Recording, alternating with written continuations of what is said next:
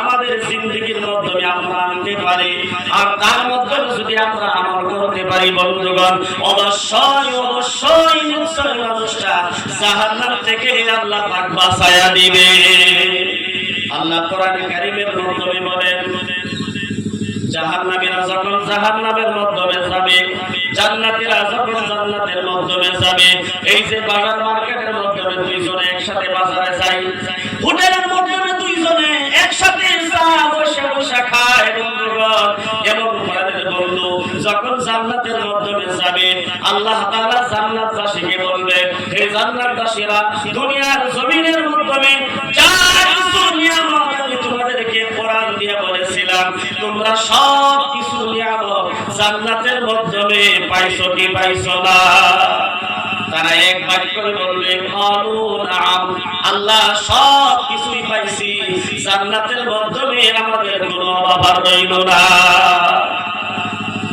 বিশ্বনবী মুহাম্মদুর রাসূলুল্লাহ সাল্লাল্লাহু আলাইহি ওয়াসাল্লাম বলেন, তখন আল্লাহ বলবে, না না, তোমরা সব কিছুই পাও নাই, ওয়ালা দাইনা মাজিদ। আল্লাহ বলবে, আমার কাছে আরো অনেক বেশি আছে, অনেক বেশি আছে। জান্নাতীরা আল্লাহর দিকে তাকায় থাকবে, আল্লাহ কোন বস্তুর তো অভাব আমরা জান্নাতের মাধ্যমে দেখতাছি না। আল্লাহ সেই জান্নাতের মাধ্যমে আল্লাহ তাআলা জান্নাতীদেরকে জিজ্ঞাসা করবে, আমরা দোয়া করি আল্লাহ গো, ওই জান্নাতের কোন একটা জায়গার মাধ্যমে আমাদের সকলের তুমি জায়গা বানায় দিও, বলুন আল্লাহুম্মা আমিন। আল্লাহ বললেন, ওয়াদাইনা মাসিদ, জান্নাতীরা তাকায় থাকবে। আল্লাহর নবী বলেন, আল্লাহ জান্নাতীরা তোমার সম্মুখে বলার মতো সাহস পাইতাছে না, তার সাহস পাচ্ছে না। আল্লাহ তোমার কাছে বলার মতো সাহস পায় না। আল্লাহ যে আমার উম্মতেরা তোমার বান্দা তোমাকে না দেখিয়া বিশ্বাস করেছে, আল্লাহ একজন আছে, বলেন তো দেখি আমাদের বিশ্বাস আছে কিনা নাই? আল্লাহ যে একজন, আমাদের বিশ্বাস আছে কিনা নাই? যে আল্লাহ আমাদেরকে দুনিয়ার মাধ্যমে পাঠাইছে, আবার দুনিয়া থেকে মৃত্যুবরণ করার পর কবরের জিন্দেগীর মাধ্যমে নেবে, আবার হাসরের ময়দানে আমাদেরকে উঠাবে, আবার আমাদের ফয়সালা হবে, বলেন তো দেখি আমাদের ওই কথাগুলোর উপরে বিশ্বাস আছে না নাই? যদি বিশ্বাস না থাকে বন্ধুগণ, বিশ্বাস থাকলেই মুমিন, না থাকলে কাফের হয়ে যায়।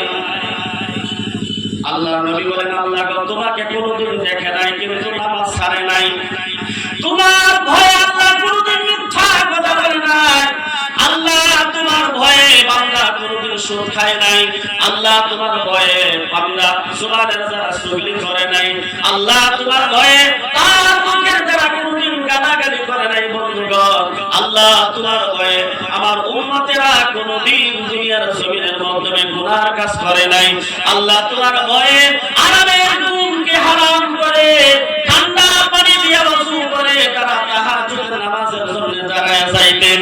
আল্লাহ যে আল্লাহর ভয়ে তাহাজ্জুদের নামাজের মাধ্যমে কষ্টের মাধ্যমে দাঁড়ায় যাইতেন, আল্লাহ সেই আল্লাহ রাব্বুল আলামিনকে জান্নাতীরা এখনো পর্যন্ত দেখতে পায় নাই।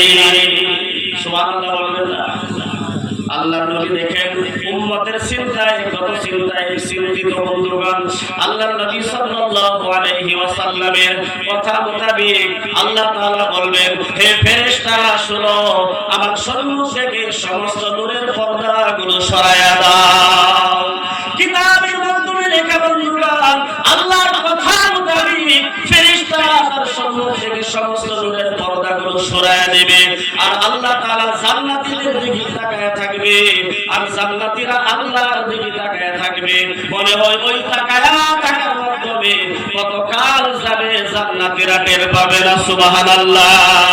কোরআন কারীম তা সাক্ষী দিয়েছেন, উজুহু ইয়াওমাইযিন নাযিরাতুন ইলা রাব্বিহা নাযিরা।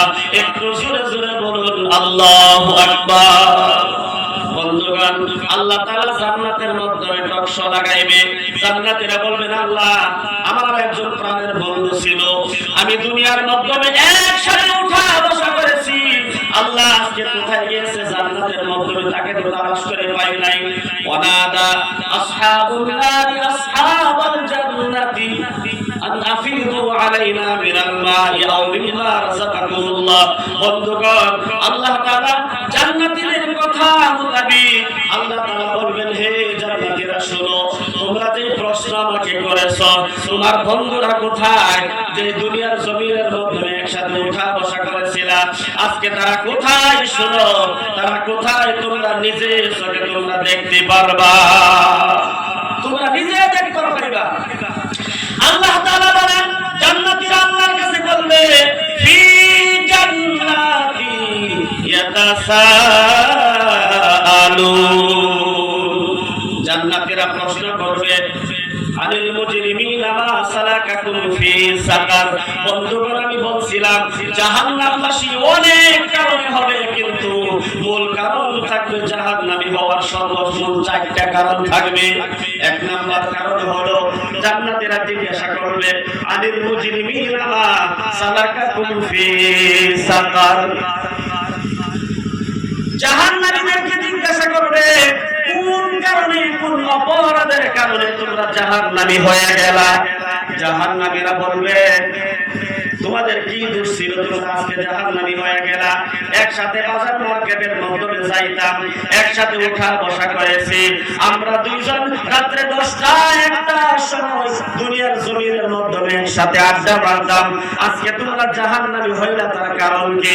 তোমাদের অপরাধটা কি? তোমাদের অন্যায় কি ছিল, দোষ ছিল? বন্ধুগণ, কোরআনে কারীম জবাব দিয়েছে, জাহান্নাম থেকে তারা বলবে, যারা জাহান্নামী হয়ে রয়েছে, মা সালাকাকুম ফি সাকার, সাকার নামক জাহান্নামবাসীরা বলবে, ক্বালু লাম নাকু মিনাল মুসাল্লিন। এক নাম্বার কারণ হলো, বন্ধু হয়ে যদি আমাদেরকে জিজ্ঞাসা করো, আমরা জবাব দেই, এক নাম্বার কারণ হলো আমরা দুনিয়ার জমিনের মধ্যে মুসল্লি ছিলাম না। কি ছিলাম না গো? মুসল্লি বুঝেন তো? জাহান্নামী বলবে, দুনিয়ার জমিনের মধ্যে তোমরা নামাজ পড়তা, আর আমরা নামাজ পড়ি নাই। নামাজ না পড়ার কারণে এই অপরাধে জাহান্নামী হয়ে গেলাম। বলুন নাউজুবিল্লাহ। বন্ধুগণ, জাহান্নামীরা নিজে মুখে বললে, তাহলে বোঝা গেল নামাজ যারা না পড়ে, মূল কারণ নামাজ না পড়লে জাহান্নামে যাবে। কোথায় যাবে? আল্লাহর নবী সাল্লাল্লাহু আলাইহি ওয়াসাল্লাম বলেন, আল্লাহর নবী সাল্লাল্লাহু আলাইহি ওয়াসাল্লাম, الصلاة عماد الدين فمن أقامها وأقام الدين ومن هدمها فمن هدم الدين। যে ব্যক্তি নামাজ পড়লো, ইসলামের মূল খুঁটিটাকে সে ঠিক রাখছে। যে ব্যক্তি নামাজ পড়ে নাই, ইসলামের মূল খুঁটিটাকে সে ভেঙে চুরমার করে দিয়েছে। অন্য হাদিসের মধ্যে আছে, মান তারাকাস সালাতা মুতাআম্মিদান ফাকাদ কাফারা। যে ব্যক্তি যে ব্যক্তি নামাজ ছাইড়া দিল, সেজন্য কাফের ওয়ালা আমল করলো। বলুন নাউজুবিল্লাহ। তাহলে মূল কারণ হলো, এক নাম্বার বিষয় থাকবে, তারা বলবে আমরা নামাজ না পড়ার কারণে জাহান্নামী হয়ে গেলাম। 2 নাম্বার হলো, জাহান্নামীরা নিজে বলবে, ক্বালু লাম নাকু মিনাল মুসাল্লিন। 2 নাম্বার কারণ হলো, ওয়ালাম নাকু নুতঈমুল মিসকিন। তারা বলবে, একটা তো নামাজ না পড়ার কারণে জাহান্নামী হয়ে গেলাম, 2 নাম্বার মিসকিনদেরকে না খিলানোর জন্য জাহান্নামী হয়ে গেলাম। অসহায়দেরকে সাহায্য না করার কারণে বা মিসকিনদেরকে খানা দেওয়া খেলানোর কারণে আমি নিজেও খাওয়াই নাই, অন্যকে উৎসাহিত করি না। ভাই, গরিব মানুষ, তুমি ঈদের দিন আইছে, ঈদ শরীফ খাইতেছে, একটু সাহায্য করো। গরিব অসহায় ছাত্ররা মাদ্রাসার মাধ্যমে লেখাপড়া করতেছে, ভাই আমাকে আল্লাহ পাক ক্ষমতা দেয় নাই, আমাকে আল্লাহ পাক ধন সম্পদ দেয় নাই, আল্লাহ তোমাকে দিয়েছে, তুমি একটু সাহায্য করো তাদেরকে। কারণ ওই তোমার টাকা পয়সা, তোমার সম্পদকে তুমি সহযোগিতা করবা, ওরা তা থেকে খেয়ে কোরআনে কারীম তেলাওয়াত করবে।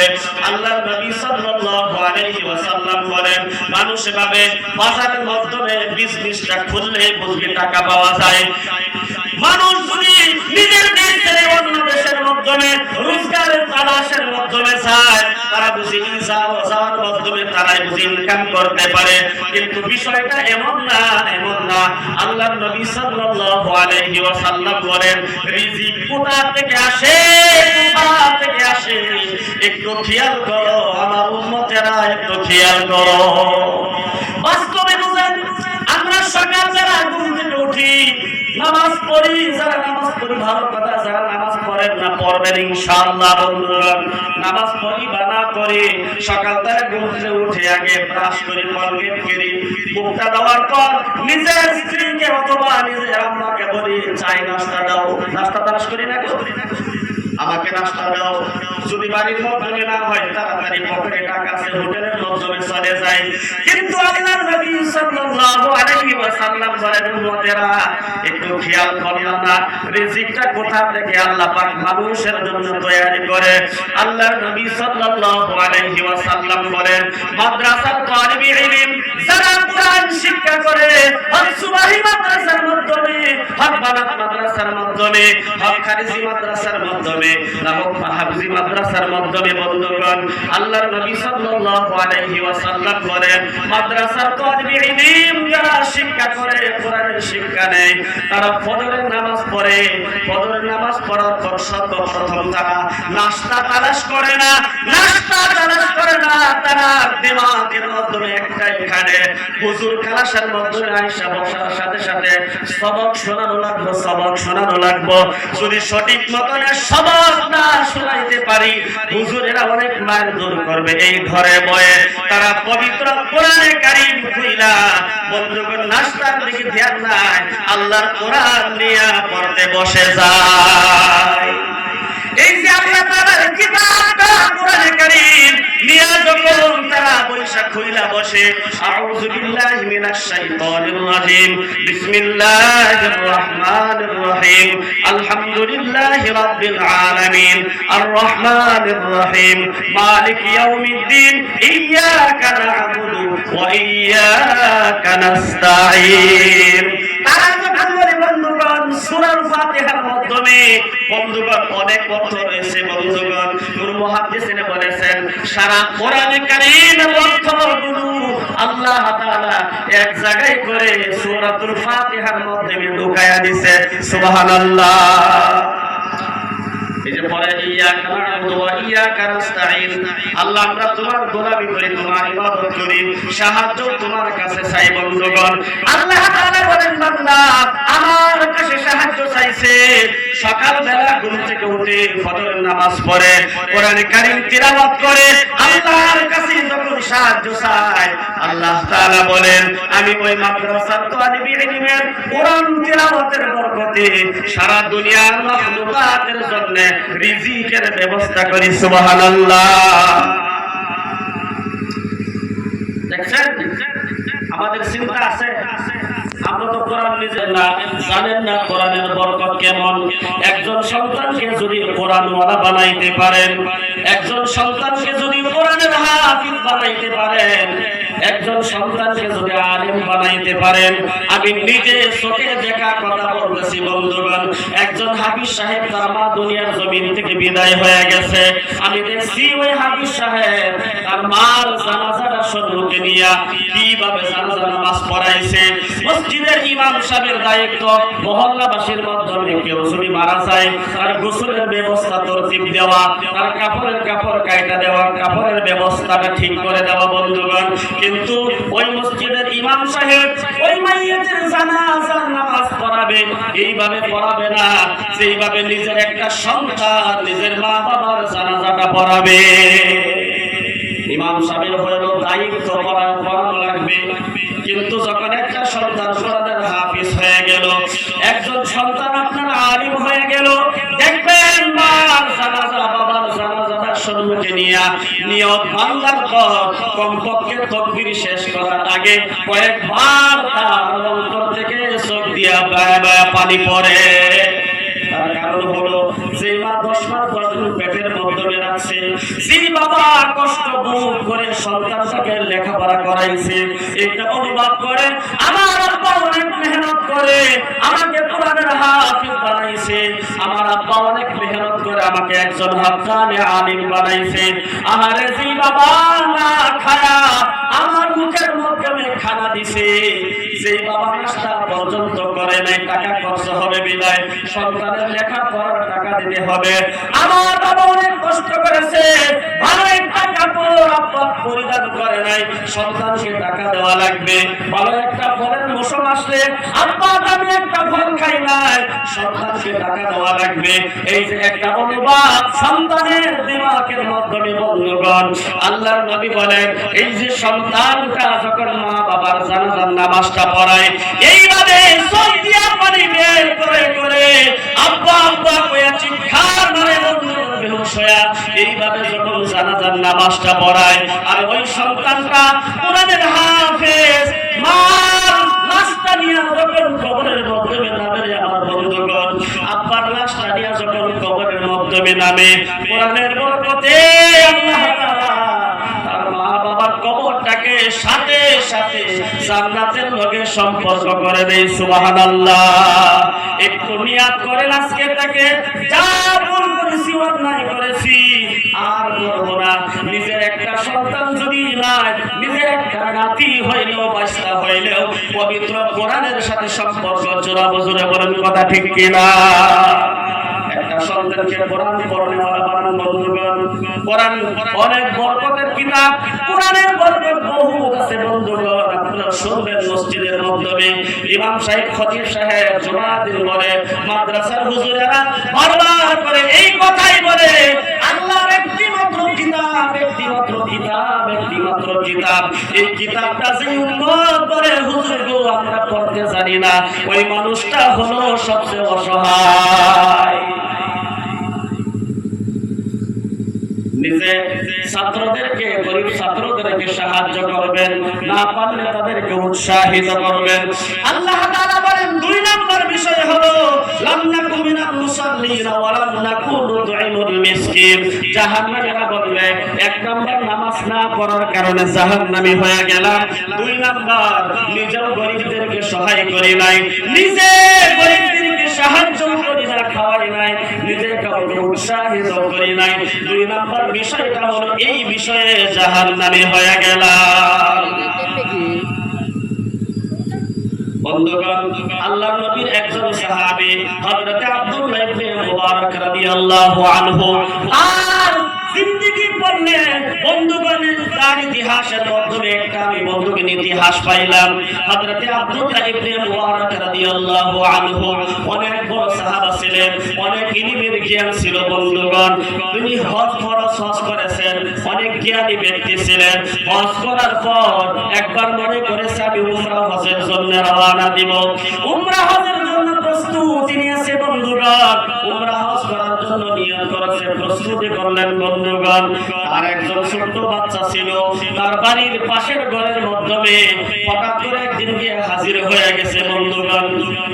যেই দিন আব্দুল্লাহ ইবনে মুবারক রাদিয়াল্লাহু আনহু উমরা হজের মাধ্যমে রওনা হবে, প্রস্তুতি করতেছেন, এই সময়ের মাধ্যমে হঠাৎ করে দেখে তার একজন ছোট সন্তান আয়েশা তার বাবার সম্মুখে আয়েশা কাঁদতেছে আর বলতেছেন আব্বাজান, আব্বাজান ওই বাড়ির মাধ্যমে গিয়েছিলাম, তার বাড়ির মাধ্যমে মাংস পাকাইছে, গোশত রান্না করছে, আব্বা ওই গোশত রান্না করেছে, অনেক গ্রাম পেয়েছি আল্লাহ বাবু, আমি শুধুমাত্র 1 টুকরা মাংস দাবি করেছিলাম, ভাইজান চাচাজান আমাকে 1 টুকরা মাংস দেন, আমার খাওয়ার ইচ্ছা গিয়েছে।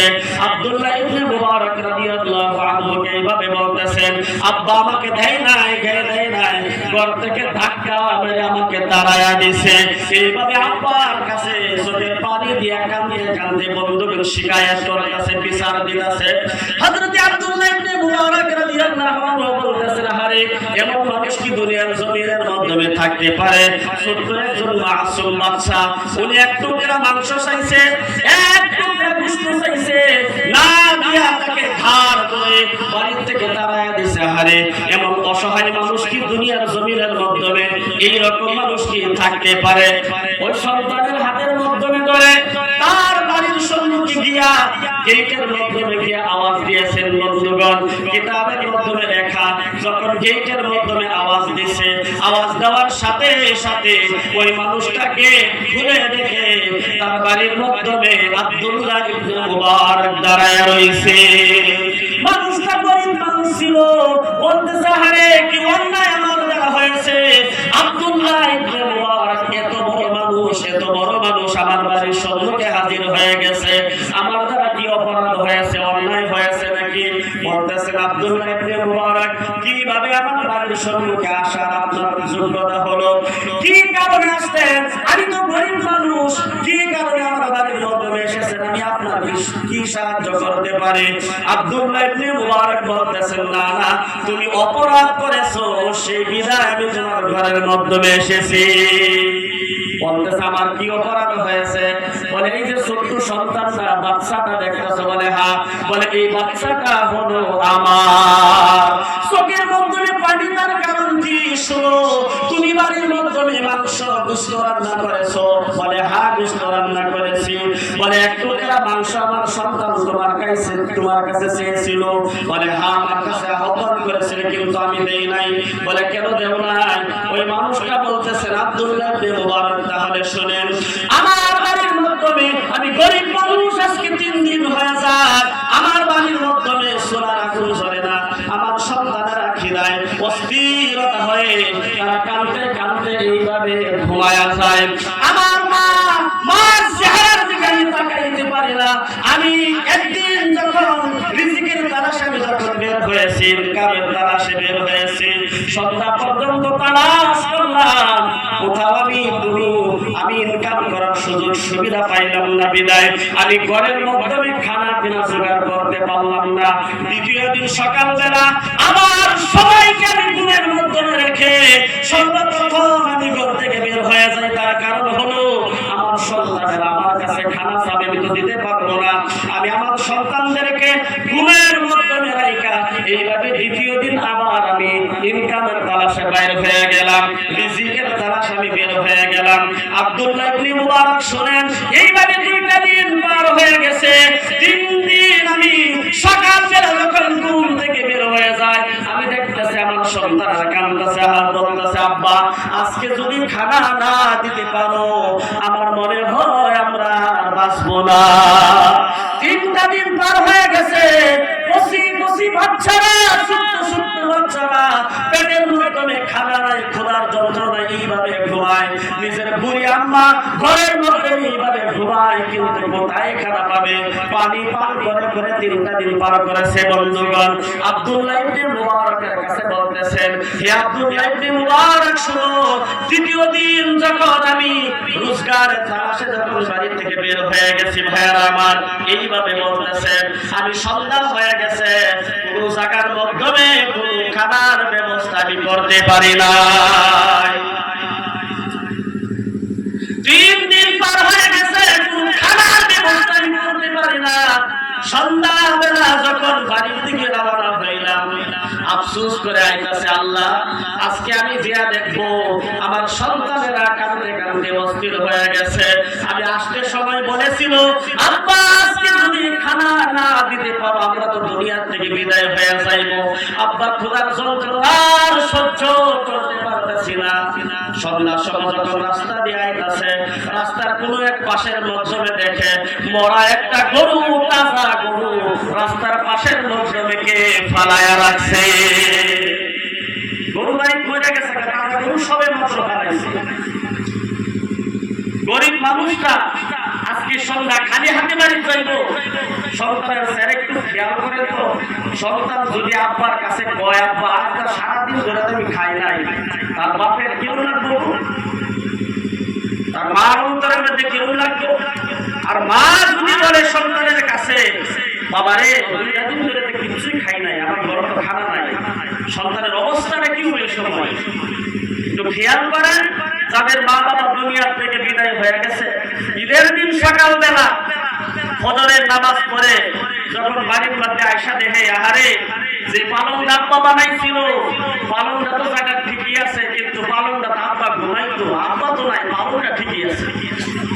কত মায়ের সন্তানেরা ঈদের দিন এইভাবে কান্না করে করে ঘরের মধ্যে বসে বসে সেই মা একটা খেতা সেলাই ছিল, এই খেতাটা তো আমানত রয়ে গেল, কিন্তু মা তো দুনিয়ার মধ্যে নাই।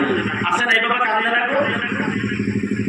ওই মানুষটা বলতেছে খালি হাতে বাড়িতে বাড়ির মাধ্যমে যাব, সন্তান আমার দিকে তাকায় তাকায় কাঁদবে, আমি আব্বা তো হাত ফেল হয়ে দুনিয়া থেকে বিদায় হয়ে যাব।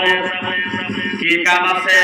বরাক ওই গরুটা একটা চাকু দিয়া সামনে সেলাই করে অল্প কিছু মাংস ওই জায়গা থেকে নিয়ে বাড়ির মাধ্যমে আসলেন। আয়েশা বলতেছেন বিবি রে, কোথাও কোনো বস্তু আমি পাই নাই, একটু মাংস পেয়েছি, তুমি রান্না করো, রান্না করে তুমিও খাও, আমাকেও দাও, আমার সন্তানদেরকে দাও, তারা যাতে নিজের ক্ষুধার যন্ত্রণাটা মিটাইতে পারে। বিবি রান্না করেছে। আব্দুল্লাহ ইবনে মুবারক শুনো, মরা গরুর গোশত আমার সন্তানেরা 3 দিন খানা খায় নাই, তার জন্য তো হালাল হতে পারে, আমার জন্য তো হালাল হতে পারে, আমার ঘরের স্ত্রীর জন্য হালাল হতে পারে, কিন্তু আল্লাহ তোমাকে অনেক ধন সম্পদ দিয়েছেন, অনেক টাকার মালিক আল্লাহ তোমাকে বানাইছে, তুমি একবার হজ করেছো, আবার তুমি উমরার জন্য রওনা করতেছো, বলো তো দেখি মরা গরুর গোশত তোমার সন্তানকে আমি দিতে পারবো না, তার কারণ হলো তোমার সন্তানের জন্য তো মরা গরুর গোশত খাওয়া জায়েজ নাই। আমি সেইটা মনে করে তোমার সন্তানকে বাড়ি থেকে তাড়াইয়া দিয়া যদি অপরাধ আমার হয়েছে, মেহেরবানি করে আমাকে তুমি মাফ করিয়া দিও। দেখেন না আল্লাহ পাক কত কুদরতের খেলা খেলাইলে এই জায়গার মাধ্যমে। আব্দুল্লাহ ইবনে মুবারক রাদিয়াল্লাহু আনহু কিতাবের মাধ্যমে লেখা, ওনার 2 চোখের কোণা দিয়া পানি বের হয়ে গেছে, বুক ভেসে গেছে, আর বলতেছে 3 দিন তুমি আমার বাড়ির পার্শ্ববর্তী মানুষ, তুমি আমার বাড়ির নিকটবর্তী মানুষ, 3 দিন হয়ে গেছে তুমি খানা খাও নাই, একবারও আমাকে তুমি শোনাইলে না। আমি ফরজ হজ করেছি, উমরা হজের জন্য নফল হজের জন্য আমি রওনা হয়েছি। এই কথা বলে দৌড় দিয়া বাড়ির মাধ্যমে গেলেন। সেই টাকা পয়সাগুলো এই উমরা হজের জন্য আমি প্রস্তুতি করেছিল, ওই টাকা পয়সাগুলো একত্রিত করে আয়েশা ওনার হাতের মাধ্যমে তুলে দিলেন, বলতেছেন ভাই এই টাকা কিছু একটা টাকা বাজারের মাধ্যমে নিয়ে যাও, তুমি সন্তানের জন্য খানার ব্যবস্থা করো, আর টাকা পয়সা যেগুলা বাঁচবো ওই টাকাকে দিয়া তুমি একটা বিজনেস করো, নিজে প্রতিষ্ঠিত হয়ে যাও। এইভাবে উমরা হজের পয়সা উনাকে দিয়া বলতেছে এই পয়সার কোনদিন দিতে হবে না, আমি আল্লাহকে ওয়াস্তে এই উমরা হজের যতটুকু পয়সা জমা করেছি আল্লাহকে ওয়াস্তে তোমাকে দান করে দিলাম। সুবহানাল্লাহ। বন্ধুগণ, আব্দুল্লাহ ইবনে মুবারকের আরো বন্ধু ছিল যারা উমরা হজের জন্য রওনা হয়েছিল, সকলেই বহুদিন পর্যন্ত উমরা হজ করে বাড়ির মাধ্যমে যখন ফিরে আসলেন, আয়েশা বলতেছেন আব্দুল্লাহ ইবনে মুবারককে বলতেছেন, আরে তুমি কোনদিন উমরা হজ করে বাড়ির মাধ্যমে আইছো, কোনদিন আইছো বাড়ির মাধ্যমে উমরা হজ করে? আব্দুল্লাহ ইবনে মুবারক বলতেছে আমি তো চাই নাই। বলে না না মানবো না, তুমি তো গেছো। আমি যখন বাইতুল্লাহ শরীফ তাওয়াফ করি, বাইতুল্লাহ শরীফ তাওয়াফ করার সময়, কাবা শরীফ তাওয়াফ করার সময় দেখি তুমি আমার আগে আগে দৌড় দিয়ে তুমি কাবা শরীফ তাওয়াফ করতেছো। আব্দুল্লাহ ইবনে মুবারক বলে আরে মিথ্যা কথা, আমি তো হজে যাই নাই, আল্লাহর কসম আমি হজ করার জন্য যাই নাই। বলতেছে না না তুমি মিথ্যা কথা বলতেছো, ওই যে কাবা শরীফের কথা বাদ দিলা, ওই যে আরাফার ময়দানে যখন গিয়েছি ওই জায়গার মাধ্যমে দেখছি আরাফাতের জমিনের মাধ্যমে তুমি আমার আগে আগে ওই জায়গার মাধ্যমে গিয়েছো। বলে ভাই না না আমি হজ করার জন্য তো যাই নাই, কোথায় তাওয়াফ করব, কোথায় আরাফার ময়দানে যাইবো, কোথায় নবীর জিয়ারতে আমি যাইব, আমি তো যাই নাই। কিতাবের মাধ্যমে লেখা ওই দিন রাতে আব্দুল্লাহ ইবনে মুবারককে বিশ্ব নবী মুহাম্মদুর রাসূলুল্লাহ সাল্লাল্লাহু আলাইহি ওয়াসাল্লাম স্বপ্নের চোখে দিদার হয়ে গেল। বন্ধুগণ, আল্লাহর নবী বলতেছেন হে আব্দুল্লাহ ইবনে মুবারক শোনো শোনো, তুমি যে কুরবানি দিয়েছো তোমার উমরা হজের টাকাগুলো একজন অসহায় ব্যক্তিকে তুমি দান করে দিলা, তোমার দান আল্লাহ পাক এইভাবে কবুল করেছে, এইভাবে কবুল করেছে। তুমি উমরা করতে যাও নাই, তাতে কি হয়েছে? আল্লাহ তাআলা একজন ফেরেশতাকে তোমার আকৃতি দিয়া আল্লাহ পাক সমস্ত উমরা হজের কাম আল্লাহ তাআলা নিজেই পূরণ করে নিয়েছে। সুবহানাল্লাহ। একজন মানুষকে, অসহায় মানুষকে সাহায্য করেছে দেখে বাড়ির মধ্যে রয়েছে, কিন্তু তার আকৃতি দিয়া আল্লাহ পাক একজন ফেরেশতার দ্বারা উমরা হজকে কমপ্লিট করেছে। আমরা যদি এইভাবে দুনিয়ার জমিনের মাধ্যমে অসহায়